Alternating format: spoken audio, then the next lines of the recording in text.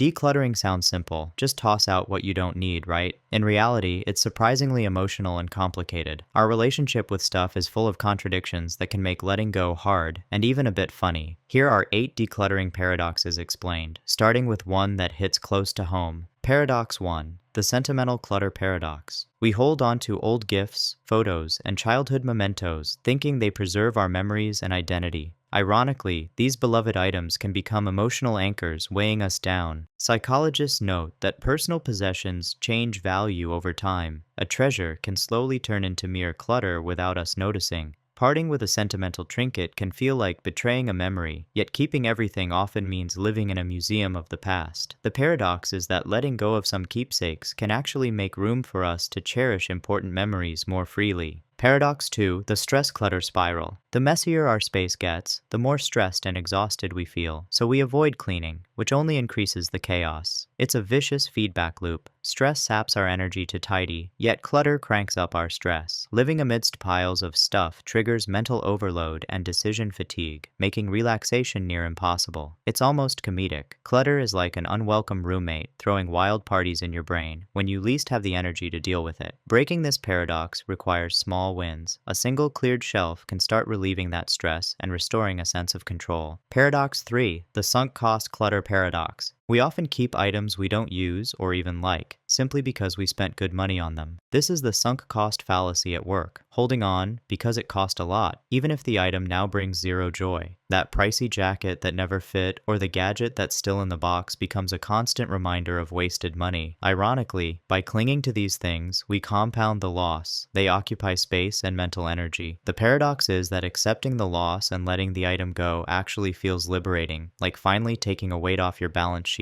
and your shelf. Paradox 4. The space expansion paradox. Give clutter an inch and it takes a mile, or a closet. Whenever we create more storage or move to a bigger home, our possessions magically multiply to fill every nook. Organizers even joke that stuff expands to fill the space available. You buy a new shelf to get organized, and soon it's crammed with even more random items.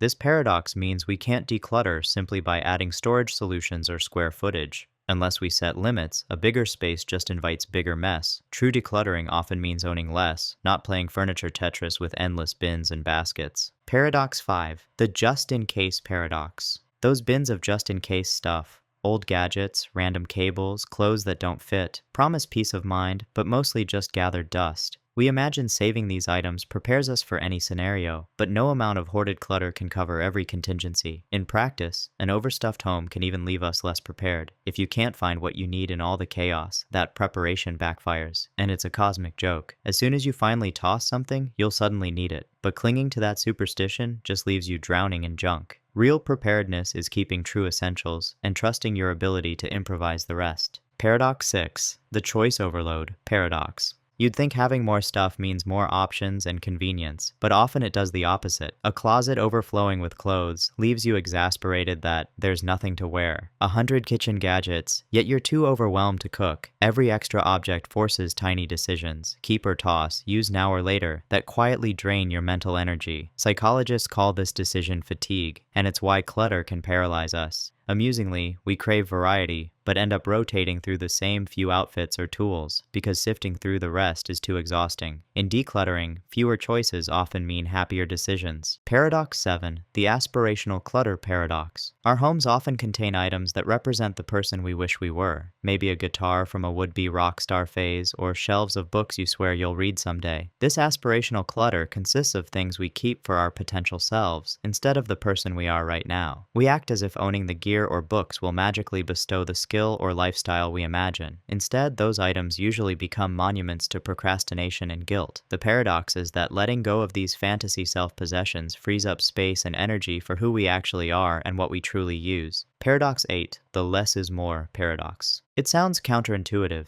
but owning less stuff can actually make you feel like you have more space, more clarity, more freedom. Many people find that after unloading excess belongings, their homes seem bigger and their minds lighter. Yet the pursuit of minimalism can turn ironic if taken too far. Obsessing over having almost nothing can become its own stress. The key is balance. When every item you keep truly serves a purpose or brings joy, you're no longer controlled by stuff. In the end, the less is more paradox reminds us that what we do and experience matters far more than any pile of possessions. Now, my mom genuinely doesn't think a channel like this can grow. She thinks people won't subscribe to videos about cleaning, decluttering, or thinking differently about homes. I didn't argue with her. I just kept making the videos. So if this helped you, or made you feel seen for even a minute, leave a comment. Tell me which paradox hit home, or just say hi. I read every single comment, and I reply to all of them. This one really matters to me.